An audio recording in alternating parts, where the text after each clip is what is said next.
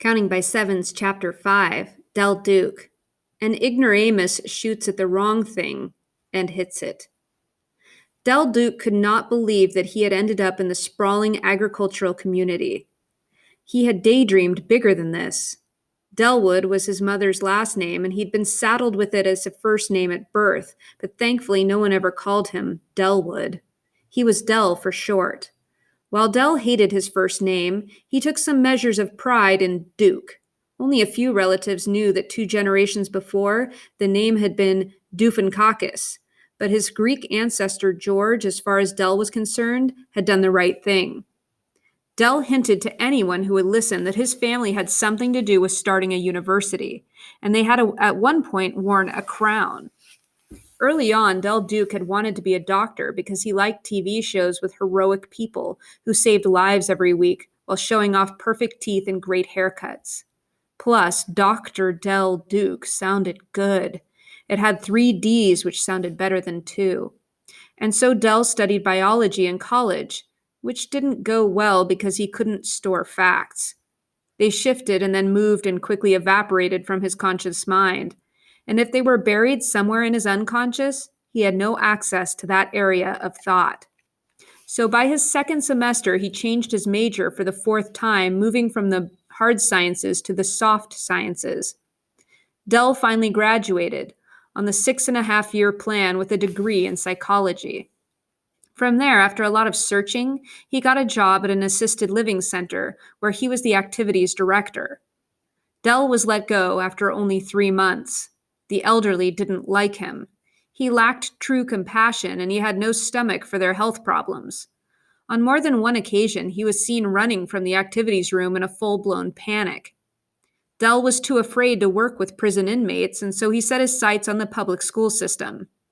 Del went to night classes and after 3 more years got a certification for adolescent counseling, and that put him on the path to work in education. But no one was hiring. Del sent out literally hundreds of resumes, and after 3 years working as a barback, carrying tubs of used glasses to the surly dishwashers, he finally added some bogus counseling work experience to his resume and got a bite: Bakersfield. On paper, it looked incredible. The map showed that he would be in Southern California. He imagined a life of surfboards with groups of tanned people eating medium-spiced corn chips on his seaside balcony. But the Central Valley had entire months where the temperature hit 100 degrees every single day. It was flat and dry and landlocked. Bakersfield was no Malibu. It wasn't even Fresno. Del accepted the position, packed up his barely drivable Ford, and headed south.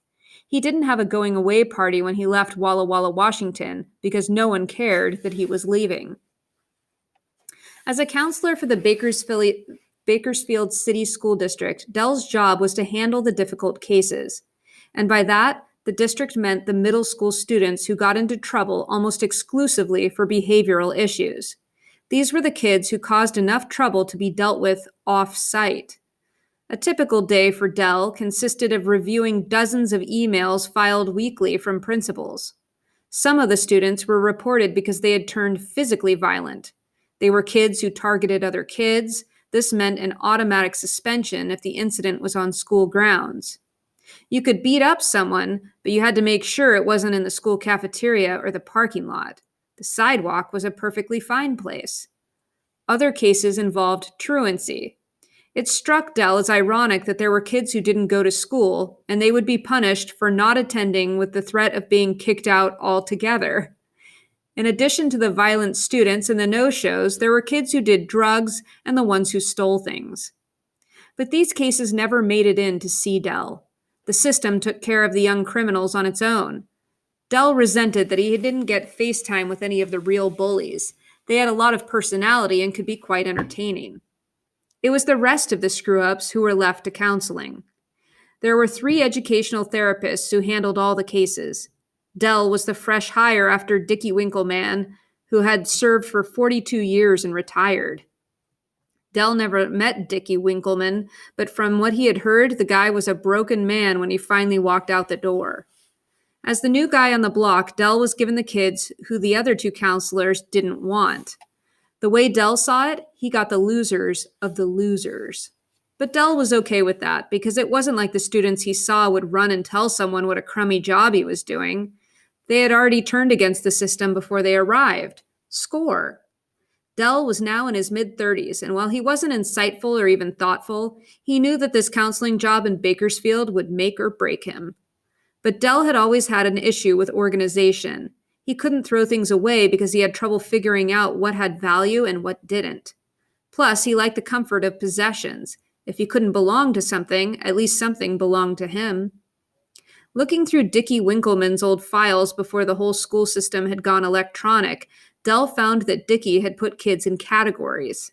It seemed that the counselor had organized the students in terms of three things: activity level, patience, and ability to pay attention.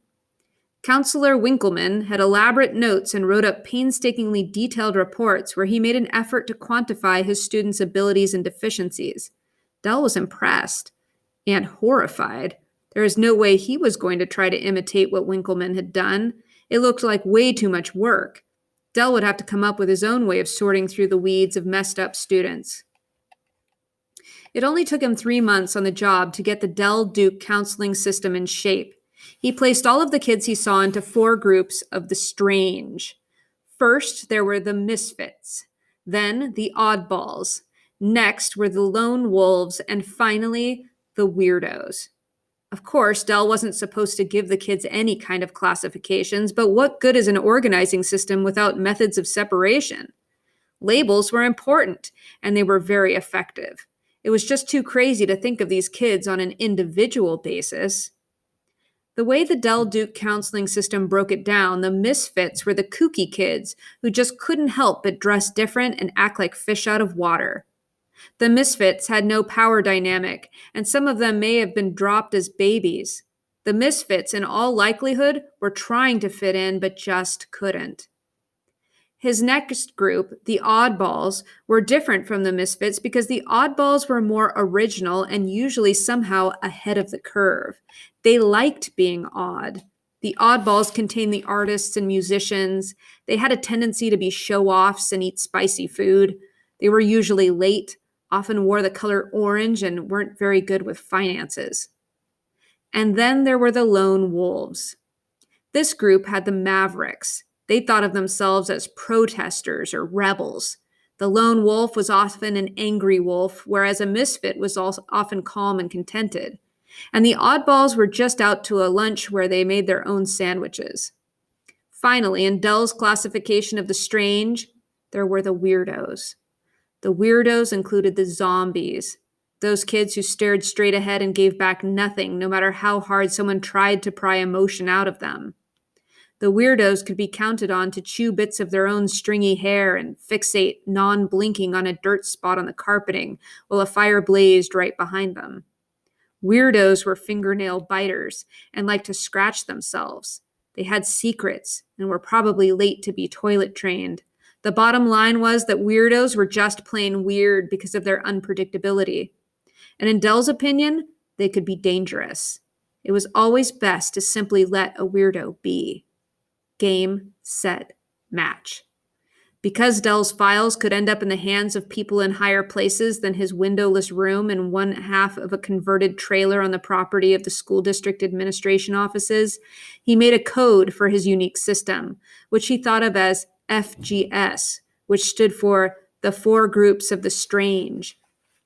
FGS broke down to 1 equals misfits, 2 equals oddballs, 3 equals lone wolves, 4 equals weirdos. He also, after much thought, color-coded his unique system.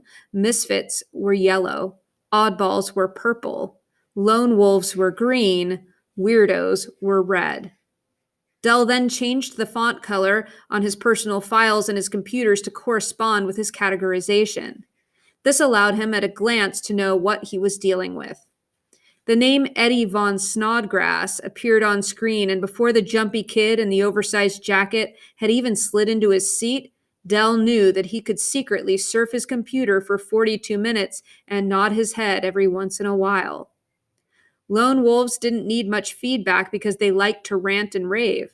And so, while Eddie V went off on the chemical taste of soda and plastic bottles, Dell checked out a website that sold bobblehead baseball player dolls at a very affordable price. And Dell didn't even like sports memorabilia. But the Duke counseling system was up and working even if Dell was not. Because once a kid had been evaluated, Dell could complete the district's form in a flash, giving everyone in a specific category the same rating. Months passed. Dell kept the kids moving in and out. The trains full of the strange ran on time. And then on the afternoon that Willow Chance came to see him, all of his categorization ground to a halt, like a fork thrown into the gears of outdated machinery. Chapter 6. I sat in the airless office trailer and stared at Mr. Dell Duke. His head was very round. Most human heads are not round. Very, very few, in fact, have any real spherical quality. But this chubby, bearded man with bushy eyebrows and sneaky eyes was the exception. He had thick, curly hair and ruddy skin, and it looked to me as if he was at least of partial Mediterranean origin. I was very interested in the diet of these countries. The combination of olive oil, hearty vegetables, and cheese that comes from goat's milk, mixed with decent servings of fish and meat, had been shown in numerous studies to promote longevity. But Mr. Dell Duke did not look healthy. In my opinion, he wasn't getting enough exercise. I saw that he had a substantial belly under his loose-fitting shirt. And weight carried around the middle is more deleterious than extra pounds in the butt. Yet culturally speaking, today men with big butts are considered less desirable than a man with a pot belly, which is no doubt wrong from an evolutionary point of view. I would have liked to take his blood pressure. He started by saying that he didn't want to discuss my test scores, but that's all he talked about. For a long time, I didn't say a single word, and that made him talk more, about a lot of nothing. It was hot in his stuffy little office, and as I stared at him, I could see that he was sweating up a storm. Even his beard was starting to look wet. He was getting more and more agitated. As he spoke, small dots of saliva lodged in the corners of his mouth. They were foamy and white. Mr. Dell Duke had a large jar of jelly beans on his desk. He didn't offer me any. I don't eat candy, but I was fairly certain he did. I guessed that he had the jelly beans to make it look like he was offering kids a treat, but in actuality, he never did and went on his own jelly bean eating binges. I considered calculating how many were in the glass container. The volume of one jelly bean equals h pi d divided by 2 to the second power equals 2 centimeters times 3 parentheses 1.5 centimeters divided by 2 to the power of 2 equals 3.375 or 27 divided by 8 cubic centimeters. But jelly beans aren't really perfect cylinders. They are irregular, so this formula was not accurate. It would have been more fun for me to try to count them by sevens.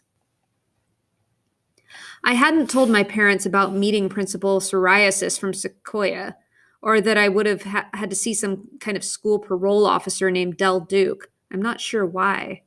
It has been their idea to move schools, and I wanted them to think things were going well, or as well as possible, so I was now officially duplicitous. It didn't feel good. The middle school years were supposed to be, according to the literature, about an emotional separation from parents. I figured lying was laying a good groundwork for that. But it was as if I'd eaten something that was giving me indigestion, and that burning sensation extended beyond my stomach and moved upward where it lodged in my neck, right where I swallowed. My parents didn't know any of my test-taking drama at Sequoia because I destroyed the evidence. I erased the message from the school that was on our home phone voicemail. My parents always forgot to check it, so that wasn't a big deal. But what was more deceitful is that I hacked into my mom's email and answered the principal's note about going to see a district counselor. So I would just have to put up with this stomach queasiness because I deserved it. The round-head counselor warden finally stopped talking. He was worn out. He folded his short arms defensively over his ball of a belly, and then after more sweaty silence on both of our parts, he had an actual idea. I'm going to say a word, and then I want you to say the first word that comes into your head. I'm not saying the word as a question. It's something else. Let's try to do this very quickly. He sucked in a lot of air and added, think of it as a game. Del Duke didn't know that my experience in this arena was very limited, but I have found myself to be shockingly competitive.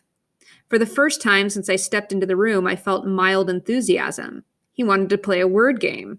I was certain that I could beat him in chess in fewer than 6 moves, but I have only played against a computer, and not often because chess is one of those things that can become obsessive. I know. I once played for 20 hours straight and experienced signs of mild psychosis. Mr. Del Duke leaned forward in his chair and dramatically said, "Chocolate." I was interested in the benefits of chocolate, and I said, "Antioxidant." He then tapped his foot like he was accelerating in a car and said, "Piano." I said, "Concerto." The day before, I had heard a kid at school shout to a group of boys in the hall, "Game on!" I wanted to shout that now, but it didn't feel appropriate. Mr. Del Duke tried to write down what he and I said, but he was struggling. Fortunately, he gave up and just decided to play the game. He said, "Space." I said, "Time." He said, "Dark." I said, "Matter." He said, "Big." I said, "Bang." He said, "Car." I said, "Tography." He said, "Mouse." I said, "Wireless." He said, "White." I said, "Corpuscle." He said, "Single," and I said, "Source." He said, "Seed." I said, "Embryo." He said, "Pi." I said, 3.141592653589793238462643384337. But I said the number very, very, very fast, and I stopped on the second 7 because, of course, that was my favorite number. Mr. Del Duke then loudly shouted, "You animal!" It scared me. I don't like loud things. I was silent for a long time, but then finally managed to find my voice. I said, "Lemur." And then his eyes grew sort of dazed for an instant, and he mumbled, "Female lemurs are in charge of the troop." This was an accurate statement. If there is a conflict in the group, the female lemurs are the ones who fight it out. Because of this, the female leader gets the best food and the preferred sleeping area. I now looked at him hard. Not everyone knows that a lemur is a primate found only on the island of Madagascar. It was possible he was not the toadstool that he appeared to be. He then ran both of his hands through his curly mop of hair, and that made it double in size. That has happened to my hair before, so I understood. I left the meeting confused. I knew that he knew that I was different. Mr. Del Duke wasn't friend material because he was the wrong age, and female lemurs notwithstanding, we appeared to have absolutely nothing in common. But as I walked away from the district headquarters parking lot, I decided I would come back and see him again. Mr. Del Duke was testing me, but not in the way he thought. I believed he somehow needed me. I liked the feeling. That night at the dinner table, my mom and dad asked me how it was going at Sequoia. I said, "The experience is evolving." My parents both smiled, but their eyes were still anxious. My mom's voice was tighter than usual as she said, "Is there anyone special who you've enjoyed meeting?" For the briefest moment, I questioned whether they knew about the aptitude test. I took a bite of my artichoke souffle and finished chewing before answering. "I met someone who interests me." My parents perked up. This was big news for them. Mom tried not to appear too eager. "Can you tell us more?" I had to be careful here. If I didn't want a colossal stomachache, I had to use a version of the truth. "This afternoon was my first encounter. Viewed as a clinical trial, I'm in phase 0, which is when microdosing takes place. I'll let you know how it develops." And then I asked to be excused from the table.